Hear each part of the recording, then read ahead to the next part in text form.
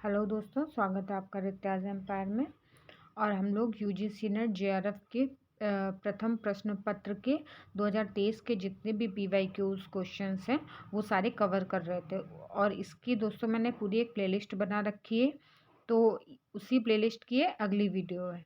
चलिए दोस्तों, हम लोग टाइम बर्बाद ना करते हुए अपनी वीडियो की तरफ बढ़ते हैं।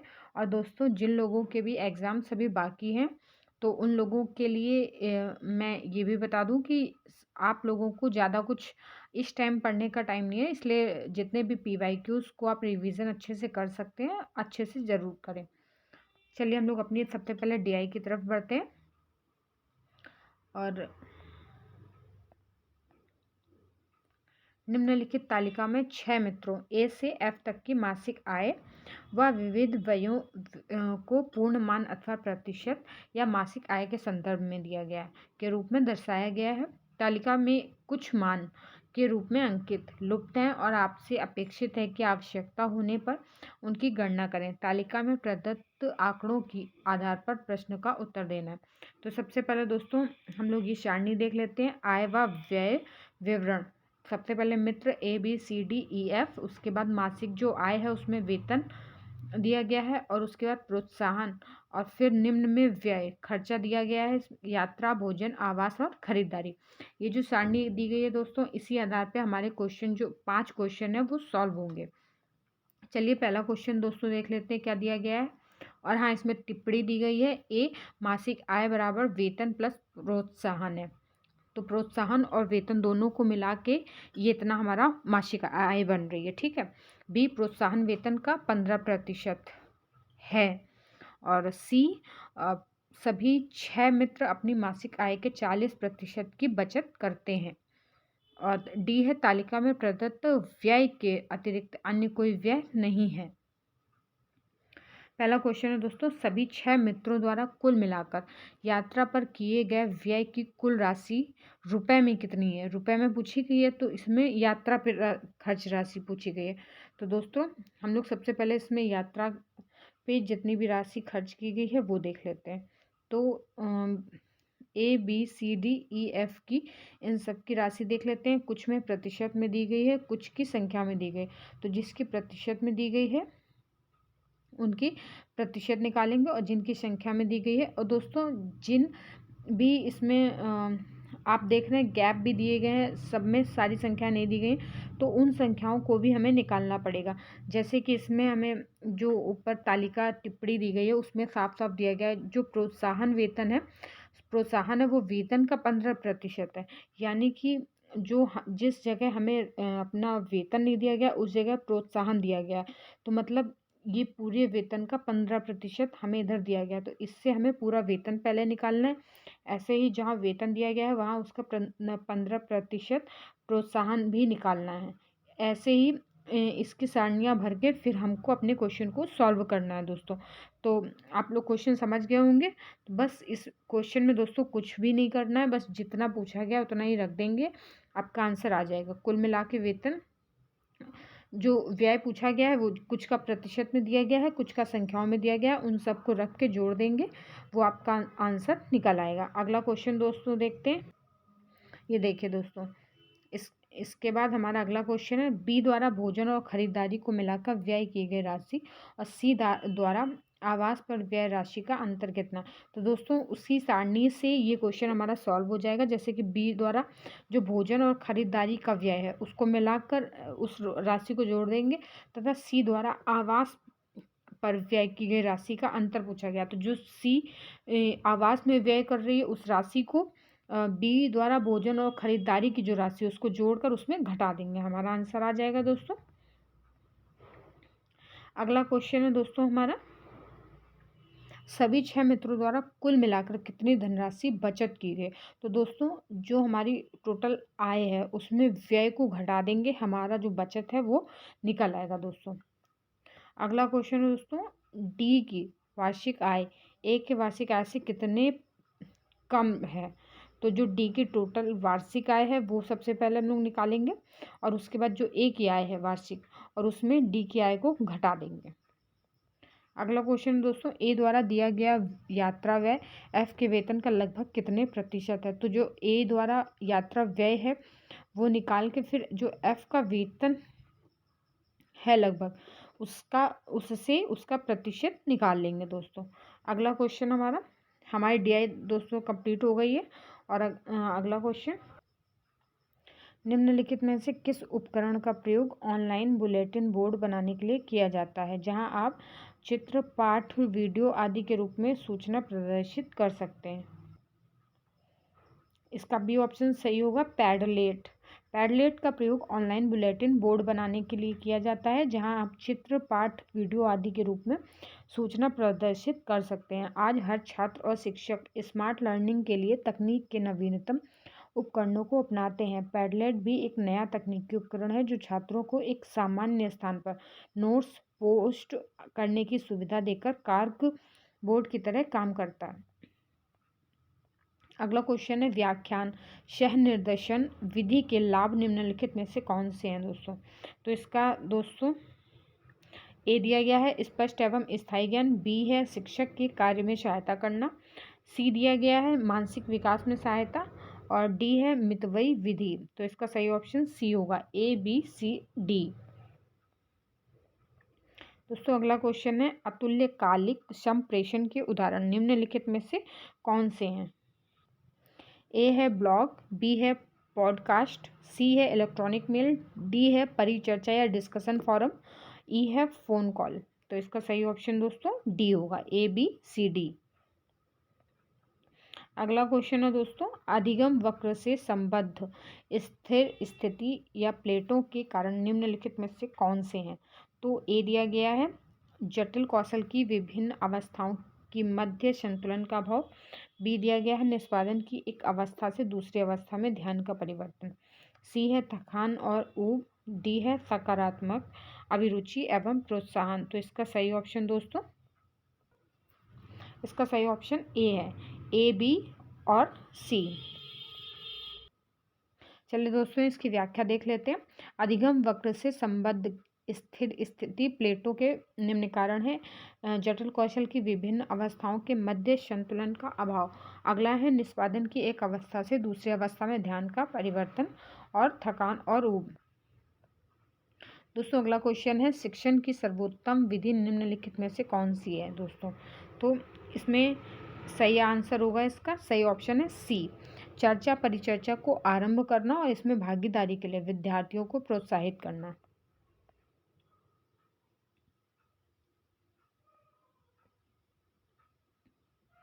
अगला क्वेश्चन है, सैद्धांतिक परिकल्पनाओं या कंस्ट्रक्ट को सम्मिलित करने वाले संबंधों के एक पूर्वानुमान को किस रूप में जाना जाता है दोस्तों। तो इसका सही ऑप्शन दोस्तों डी होगा, अवधारणात्मक प्राकल्पना। हमारा अगला क्वेश्चन है, पश्च परीक्षण या पोस्ट टेस्ट केवल नियंत्रण समूह अभिकल्प निम्नलिखित में से किससे बचता है। दोस्तों इसका बी ऑप्शन सही होगा, पश्च परीक्षण केवल नियंत्रण समूह अभिकल्प प्रतिभागियों के संवेदीकरण से बचता है। अगला क्वेश्चन है दोस्तों, एक इस तरीके से संरचित प्रश्नों की किस रूप में पहचान की जाती है जो एक प्रत्याशित उत्तर का संकेत करते हैं। तो इसका सही ऑप्शन होगा सी, प्रश्नात्मक आमुख। अगला क्वेश्चन है, शोध में निम्नलिखित में से कौन से नैतिक सिद्धांत है। ए है प्रतिभागियों के लिए आदर, बी है संसूचित सहमति, सी है प्रतिभागियों के लिए न्याय, डी है स्वैच्छिक छल, ई है अपपीड़क सहमति। तो इसका सही ऑप्शन ए होगा, ए बी सी। अनुसंधान नैतिकता व सिद्धांत या दिशा निर्देश है जो हमें उन चीज़ों को बनाए रखने में मदद करते हैं जो हम महत्व देते हैं। अनुसंधान नैतिकता में वे मुद्दे आते हैं जो अनुसंधान के मार्ग में उपयुक्त हैं। अनुसंधान नैतिकता के सिद्धांत निम्न है, प्रतिभागियों के लिए आदर, संसूचित सहमति, प्रतिभागियों के लिए न्याय, ईमानदारी, वस्तुनिष्ठता, खुलापन, सामाजिक जिम्मेदारी, गोपनीयता, बौद्धिक संपदा, का सम्मान और गैर भेदभाव। अगला क्वेश्चन है दोस्तों हमारा स्टेटमेंट वाला। पहला कथन है, यदि कोई शोध अध्ययन अधिक शोध उत्पन्न करने का कार्य प्रशस्त करता है तो हम कहेंगे कि इसमें स्वतः शोध मूल्य समाविष्ट है। दूसरा कथन है दोस्तों, चर्चा खंड शोधकर्ता को लेखन और लचीलेपन की अनुमति नहीं देता है। तो इसका सही ऑप्शन होगा दोस्तों सी। कथन पहला सत्य है लेकिन कथन दूसरा असत्य है दोस्तों। तो पहला कथन सत्य है लेकिन दूसरा कथन असत्य है। तो दूसरा कथन देख लेते हैं, चर्चा खंड शोधकर्ता को लेखन और लचीलेपन की अनुमति देता है। दोस्तों अगला क्वेश्चन है, निम्नलिखित में से किस कारण से एक व्यक्ति की संस्कृति प्रभावित होती है। तो इसका डी ऑप्शन दोस्तों सही होगा, प्रभावी अंतःक्रिया। प्रभावी अंतःक्रिया के कारण एक व्यक्ति की संस्कृति प्रभावित होती है। अगला क्वेश्चन है, व्यवहारगत मॉडल या प्रतिरूप के अनुसार संप्रेषण उपागम को किस रूप में माना जाता है। तो इसका सी ऑप्शन दोस्तों सही हो जाएगा, पारितोषिक दंड आधारित। तो व्यवहारगत मॉडल प्रतिरूप के अनुसार संप्रेषण उपागम को पारितोषिक दंड आधारित रूप में माना जाता है। अगला क्वेश्चन है दोस्तों, अंतर सांस्कृतिक संप्रेषण के प्रति संयत उपागम की निम्नलिखित में से कौन सी विशेषताएं हैं। तो दोस्तों इसका सही ऑप्शन है, सबसे पहले इसके नंबर्स देख लेते हैं। ए है इसका, अंतर सांस्कृतिक संप्रेषण एक विषयी है। बी है, एक संप्रेषण एक परिवर्तन अभिकर्ता होता है। सी दिया गया है, एक सातत्यक या कंटिन्यूम सामाजिक परिवर्तन का प्रतिनिधिक है। डी है, परिवर्तन उद्दीपक के अंदर और बाहर दोनों के प्रति एक अनुक्रिया है। ई है, संस्कृति और संप्रेषण की सीमित सहलग्नताएं या लिंकेज होती हैं। दोस्तों इसका सही ऑप्शन बी होगा, केवल बी सी डी। चलिए दोस्तों इसकी व्याख्या देख लेते हैं। अंतः सांस्कृतिक संप्रेषण में एक संस्कृति के लोग अंतः सांस्कृतिक संप्रेषण के माध्यम से अन्य संस्कृतियों द्वारा उन्हें भेजी जा रही जानकारी को समझने का प्रयास करते हैं। अंतर सांस्कृतिक संप्रेषण के प्रति संयत उपागम की निम्न विशेषताएं हैं। एक संप्रेषक एक परिवर्तन या अभिकर्ता होता है और एक सातत्यक या कंटिन्यूम सामाजिक परिवर्तन का प्रतिनिधिक है। अगला है, परिवर्तन उद्दीपक के अंदर और बाहर दोनों के प्रति एक अनुक्रिया है। दोस्तों अगला क्वेश्चन स्टेटमेंट वाला है, इसमें दो कथन दिए जाएंगे, पहला और दूसरा। इसमें कौन सा सही है कौन सा गलत है ये बताना है। तो कथन पहला है, जनसंचार में समाचार की विषय वस्तु में सामाजिक मूल्य भी सम्मिलित है। कथन दूसरा है, समाचार में विचारधारा भी समाविष्ट है जो समय काल के अनुसार परिवर्तित होती है। तो दोस्तों इसका सही ऑप्शन ए होगा, कथन ए और दो दोनों सही हैं। तो पहला और दूसरा कथन दोनों सही है।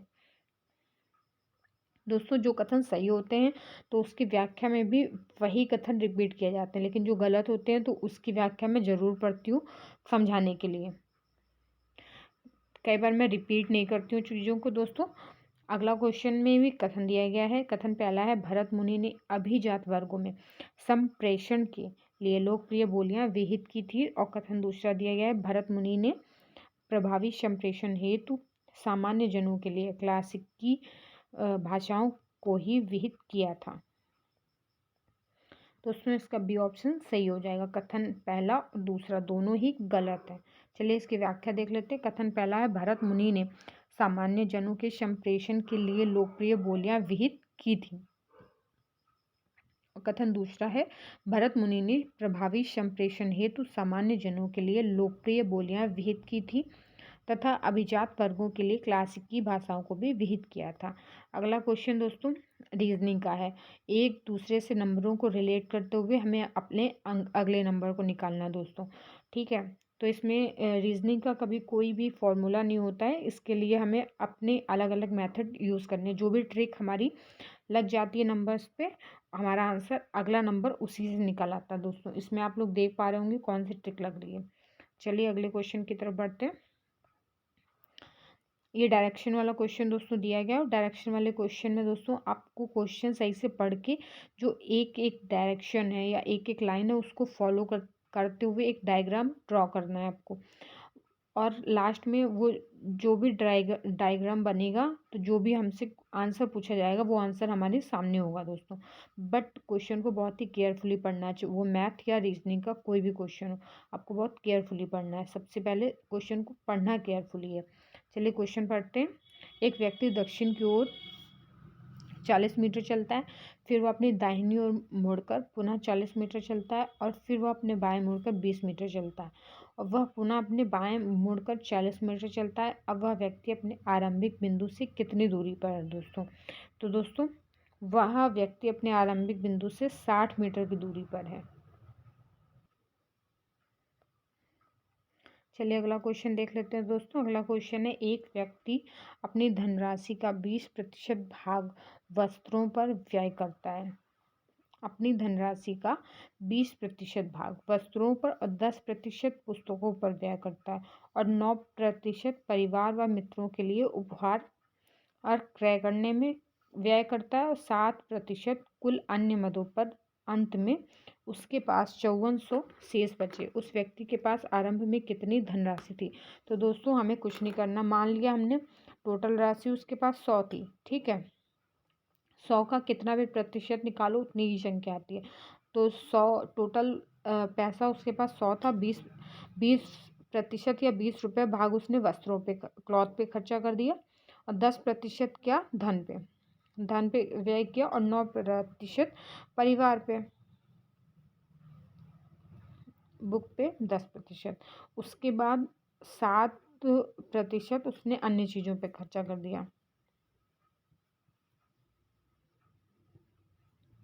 तो उसका टोटल कितना खर्चा हो गया? 46%, यानी 46% उसका खर्च हो गया। तो दोस्तों उसके पास टोटल कितना बच रहा है? उसके पास टोटल, हमारे पास अगर हमने टोटल राशि को 100 रुपये माना है, तो हमारे पास टोटल रुपया कितना बचा? 100 में से 54 रुपये। कितना बचा दोस्तों? 54, क्योंकि 100 में से हम 46 को जब घटाएंगे तो हमारे पास 54 बच जाएगा। और क्वेश्चन में कितना बच रहा है? 5400 बच रहा है। तो 54 बराबर 5400 हो जाएगा बराबर, तो 1 बराबर हमारा 100 आंसर आ जाएगा। तो उस व्यक्ति के पास आरंभ में कितनी राशि थी? तो हमने राशि को 100 माना था, और 1 बराबर 100 आया, तो 100 का गुणा 100 से कर देंगे दोस्तों, हमारा आंसर आ जाएगा डी, 10,000। बाकी मुझे नहीं लगता आपको इस सॉल्यूशन से क्वेश्चन को करना चाहिए। चलिए अगला क्वेश्चन देख लेते हैं। यदि एक आयताकार भूखंड की लंबाई और चौड़ाई में क्रमशः 25% और 40% की वृद्धि कर दी जाती है, तो उक्त भूखंड का नया क्षेत्रफल मूल या ओरिजिनल क्षेत्रफल से कितना अधिक हो जाएगा दोस्तों? कुछ नहीं, मान लिया पहले जो इसकी लंबाई थी वो 100 थी, उसके बाद कितनी हो गई? 125। ऐसे ही चौड़ाई कितनी थी? चौड़ाई भी उसमें भी 40% की हम लोगों ने वृद्धि कर दी है। तो पहले क्षेत्रफल कुछ और रहा होगा, लेकिन जब दोनों में कुछ ना कुछ चेंजेस हो रहे हैं, तो उसका क्षेत्रफल बढ़ने के बाद कितने कितने गुना अधिक होगा, ये पूछा गया है। तो दोस्तों इसका बी ऑप्शन सही हो जाएगा, 7/4 गुना। अगला क्वेश्चन है, एक लड़के का परिचय कराते हुए एक लड़की ने कहा, वह मेरे अंकल के पिता की पुत्री का पुत्र है। उस लड़के का लड़की के साथ क्या संबंध है? दोस्तों क्वेश्चन को अच्छे से समझना है। वह मेरे अंकल यानी कि जो चाचा के पिता उसके बाबा हो गए, बाबा की पुत्री यानी बुआ का पुत्र है। तो उस लड़के का लड़की से क्या संबंध है? तो वो उसका कजिन हो जाएगा दोस्तों, बुआ का लड़का। अगला क्वेश्चन है दोस्तों, यदि मैं एक अत्यधिक धूम्रपान करता होता तो धूम्रपान ने मेरा जीवन घटा दिया होता। इसी कारण से मैं धूम्रपान नहीं करता हूँ, और मैं एक दीर्घायु और स्वास्थ्यवर्धक जीवन जीने की अपेक्षा रखता हूँ। उपयुक्त युक्ति में कौन सा तर्क दोष है? दोस्तों इसमें डी ऑप्शन सही होगा, हेतु वाक्य निषेध। हेतु वाक्य निषेध एक तार्किक दोष है। इसमें अगर तर्क वाक्य सही है तो निष्कर्ष आवश्यक रूप से सत्य होगा। अगला क्वेश्चन है हमारा, निम्नलिखित युक्ति में तर्क दोष की पहचान कीजिए। मेरे विरोधी ने अपने करों के बारे में बेईमानी की। उसमें एक आया के रूप में एक अवैध प्रवासी को किराए पर रखा। कर सुधारों के बारे में उसके विचारों पर बिल्कुल विश्वास नहीं किया जा सकता है। तो दोस्तों इसका बी ऑप्शन सही होगा, व्यक्ति विशेष के लिए।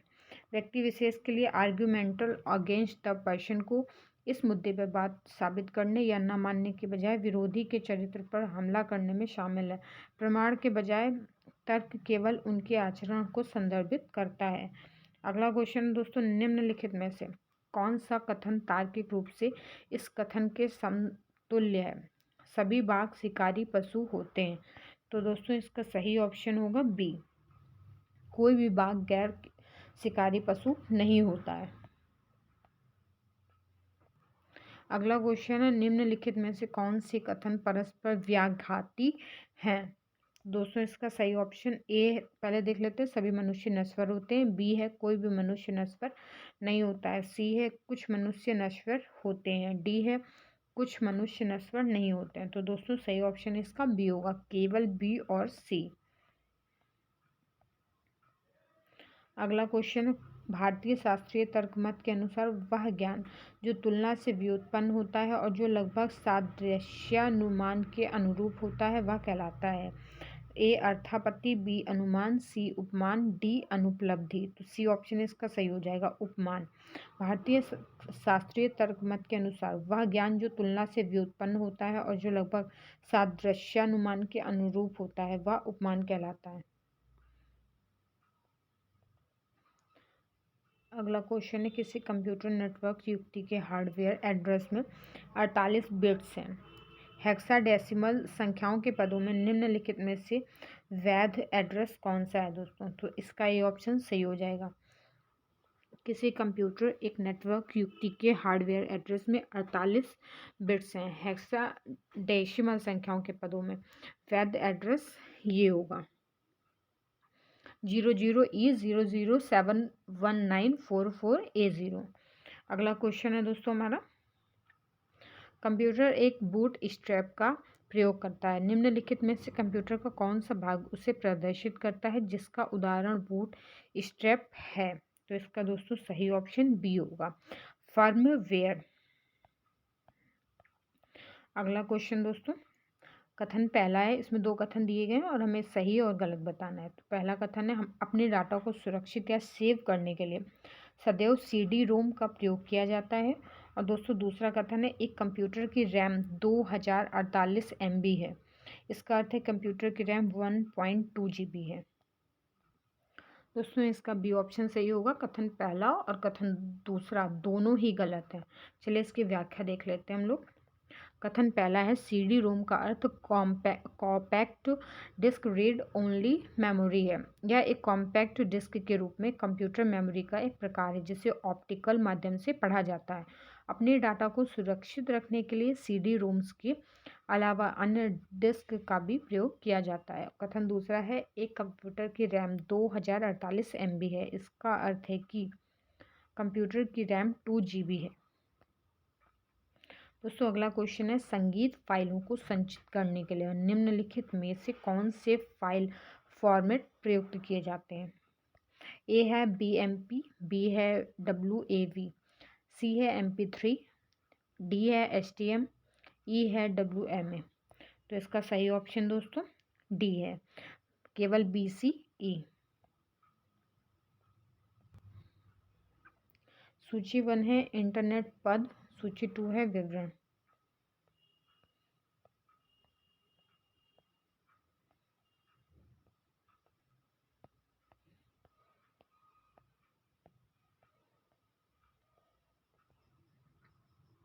इसका डी ऑप्शन सही होगा दोस्तों, सूची 1 इंटरनेट पद, सूची 2 विवरण। ए दिया गया है, स्पाईवेयर वह सॉफ्टवेयर जो गुप्त रूप से प्रयोक्ता के कीबोर्ड पर दबाई गई बटनों की निगरानी द्वारा सूचना एकत्र करता है। यह सूचना उस व्यक्ति को वापस भेज दी जाती है जिसने मूल रूप से सॉफ्टवेयर भेजा था।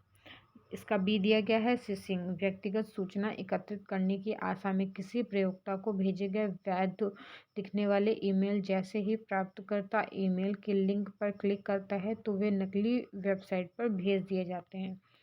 सी दिया गया है, सोशल नेटवर्किंग साइट समान हितकारी ऑनलाइन समुदायों के निर्माण के प्रचार के लिए वेबसाइट संरचित की जाती है जो सामान्यतः निःशुल्क होती है। इसमें प्रयोक्ता मित्रों को जोड़ सकते हैं, एक दूसरे को संदेश प्रेषित कर सकते हैं और अपने व्यक्तिगत प्रोफाइल को अपडेट कर सकते हैं। डी है इसका फार्मिंग। किसी प्रयोक्ता के हार्ड ड्राइव या वेब सर्वर पर मैलिशियस सॉफ्टवेयर इंस्टॉल किया जाता है। प्रयोक्ता की सहमति या संज्ञान के बिना सॉफ्टवेयर प्रयोक्ता को नकली वेबसाइट के लिए पुनः निर्देशित करता है। अगला क्वेश्चन है सौर ताल निम्नलिखित में से किसके द्वारा सौर तापीय ऊर्जा का संचय करते हैं। ए है प्रकाश वोल्टीय सेल, बी है लवण प्रवणता की रचना कर, सी इसका दोस्तों बी ऑप्शन ही सही होगा, लवण प्रवणता की रचना कर। चलिए इसकी व्याख्या देख लेते हैं। सौर ताल लवण प्रवणता की रचना कर सौर तापीय ऊर्जा का संचय करते हैं। यह सौर ऊर्जा प्राप्त करने की एक नई तकनीक है। इसमें सौर्य तालाब एक विशाल ऊर्जा संग्राहक का कार्य करता है और इसके साथ समन्वित ताप संग्रहित होता है।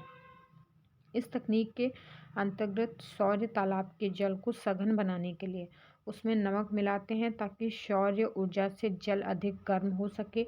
इस प्रक्रिया में सौर ऊर्जा सौर तालाब में जल के अनेक सतहों पर संग्रहित हो जाती है। दोस्तों अगला क्वेश्चन है ऊपरी वायुमंडल में ओजोन O3 से सृजन व विनाश के लिए निम्नलिखित में से कौन कौन उत्तरदायी है। ए है सौर विकिरण, बी है नाइट्रोजन के ऑक्साइड, सी है ब्लैक कार्बन, डी है क्लोरीन, ई है अमोनिया। इसका सही ऑप्शन होगा दोस्तों ए, केवल ए बी डी। अब पृथ्वी की सतह से 30 से 32 किलोमीटर की ऊंचाई पर इसकी सांद्रता अधिक होती है। अगला क्वेश्चन है निम्नलिखित में से कौन कौन वायुमंडल के प्राथमिक एरोसोल हैं। ए है समुद्री लवण, बी है ब्लैक कार्बन, सी है सल्फेट, डी है नाइट्रेट, ई है खनिज कण। तो इसका सी ऑप्शन सही होगा, ए बी ई। दोस्तों अगला क्वेश्चन है कथन पहला और दूसरा दोनों में से कौन से सही है और कौन से गलत है ये बताने। तो कथन ए है किसी रसायन विशेष के एक विशिष्ट स्वास्थ्य प्रभाव से कारणात्मक रूप से जुड़े होने अथवा न जुड़े होने का निर्धारण करने वाली प्रक्रिया खुराक अनुक्रिया आकलन है। और कथन दूसरा है जोखिम की पहचान प्राप्त विषैले अभिकर्ता की खुराक और प्रतिकूल स्वास्थ्य प्रभाव की घटना के बीच के संबंध की विशिष्टीकरण की प्रक्रिया है। तो दोस्तों इसका सही ऑप्शन बी होगा, कथन पहला और दूसरा दोनों गलत हैं। चलिए व्याख्या देख लेते हैं। किसी रसायन विशेष के एक विशिष्ट स्वास्थ्य प्रभाव से कारणात्मक रूप से जुड़े होने अथवा न जुड़े होने का निर्धारण करने वाली प्रक्रिया जोखिम लक्षण वर्णन को दर्शाता है। और दोस्तों कथन दूसरा है जोखिम की पहचान या प्राप्त विषैले अभिकर्ता की खुराक और अनुकूल स्वास्थ्य प्रभाव की घटना के बीच के संबंध के विशिष्टीकरण की प्रक्रिया नहीं है। अगला क्वेश्चन है जल में विलयित ऑक्सीजन का निम्न स्तर ए में मानव उपभोग के लिए बुरा है, बी ऑक्सीजन की मांग वाले अपशिष्टों की उपस्थिति के कारण हुआ होगा, सी में मत्स्य व जलीय जीवन के प्रति खतरा है, डी अवांछनीय स्वाद व गंध उत्पन्न कर सकता है, ई अवांछनीय स्वाद व गंध उत्पन्न कर सकता है। दोस्तों इसका सी ऑप्शन सही होगा, केवल बी, सी और ई। चलिए अगला क्वेश्चन देख लेते हैं हम लोग। उच्च शिक्षा में निजीकरण की नीति निम्नांकित किस पंचवर्षीय योजना के दौरान आरंभ की गई थी। दोस्तों ये क्वेश्चन रिपीट हुआ है, इसके पहले के सेट में भी किसी सेट में ये क्वेश्चन आ चुका है। तो इसका डी ऑप्शन सही होगा, 8वीं उच्च शिक्षा में निजीकरण की नीति 8वीं पंचवर्षीय योजना के दौरान आरंभ की गई थी। दोस्तों अगला क्वेश्चन है डॉक्टर बी आर अम्बेडकर निम्नलिखित में से किसकी स्थापना करने के प्रयास संबद्ध थे। तो ए क्वेश्चन इसका ए ऑप्शन सही होगा, मिलिंद कॉलेज। इसकी व्याख्या देख लेते हैं। डॉक्टर बी आर अम्बेडकर ने मिलिंद कॉलेज की स्थापना करने के प्रयास से संबद्ध थे। हैदराबाद के 7वें निजाम मीर उस्मान अली खान ने मिलिंद महाविद्यालय की स्थापना के लिए डॉक्टर बी आर अम्बेडकर को 54 एकड़ जमीन आवंटित की थी।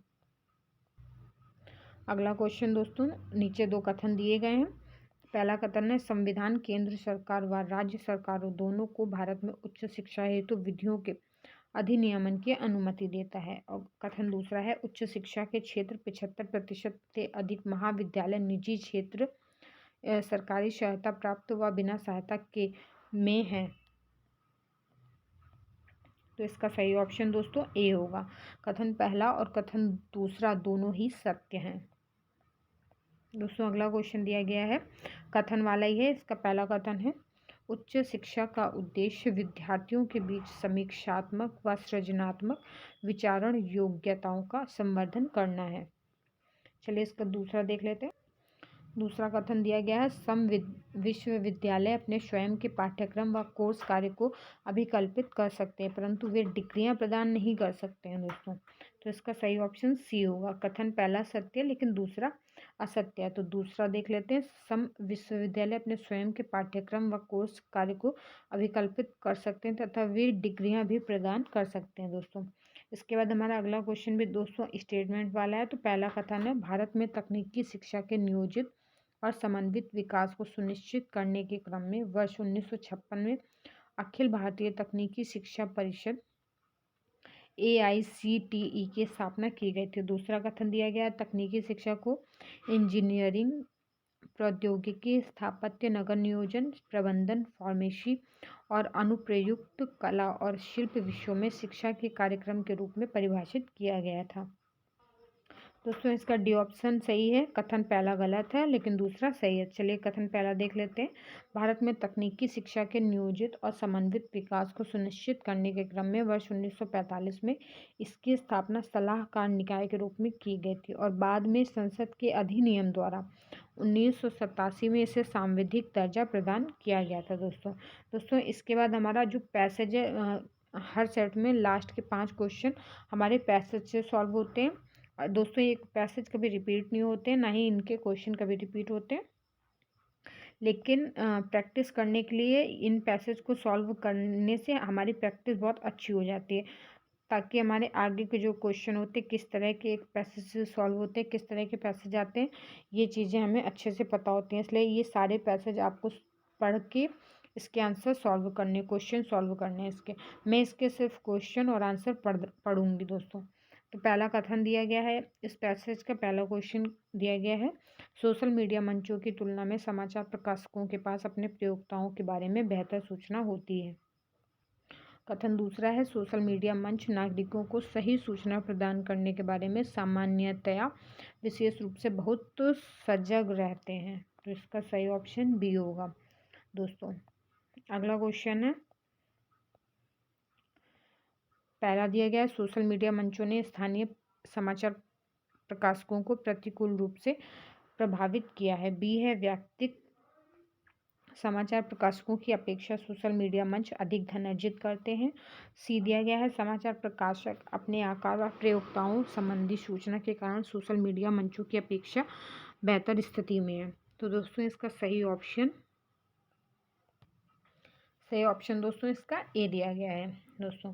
अगला क्वेश्चन है, नागरिकों को निम्नलिखित में से किन के संबंध में महत्वपूर्ण निर्णय करने के लिए सही सूचना की आवश्यकता होती है। ए है समुदायों, बी है जीवन, सी सरकारें, डी है समाचार पत्र विक्रेताओं। तो दोस्तों इसका सही ऑप्शन होगा ए, बी और सी। दोस्तों अगला क्वेश्चन है, कथन पहला है, समाचार प्रकाशकों के बीच प्रतिद्वंदिता होती है और कथन दूसरा है, अनेक सोशल मीडिया मंच दिवालिया हो गए हैं। दोस्तों इसका सही ऑप्शन सी होगा। कथन पहला सत्य है लेकिन दूसरा कथन इसका असत्य है दोस्तों। चलिए इसका आखिरी क्वेश्चन देख लेते हैं दोस्तों। नीचे 2 कथन दिए गए हैं, पहला कथन है और दूसरा रिवीजन है उसका। तो अभी कथन है, सोशल मीडिया मंच अपने पाठकों की फीड में दिखाई देने वाले अंतर्वस्तु के प्रकार को नियंत्रित करने में समर्थ होते हैं और इसका कारण दिया गया है, वे ऐसा करते हैं क्योंकि वे प्रयोक्ताओं की व्यक्तिगत रुचियों व अरुचियों की काफ़ी चिंता करते हैं। तो दोस्तों इसका सही ऑप्शन सी होगा। ए सही है लेकिन आर सही नहीं है दोस्तों आप लोगों को वीडियोस अगर अच्छी लगती हैं तो आप लोग हमारे चैनल से जुड़िए, इसे सब्सक्राइब, लाइक एंड शेयर कर दीजिए।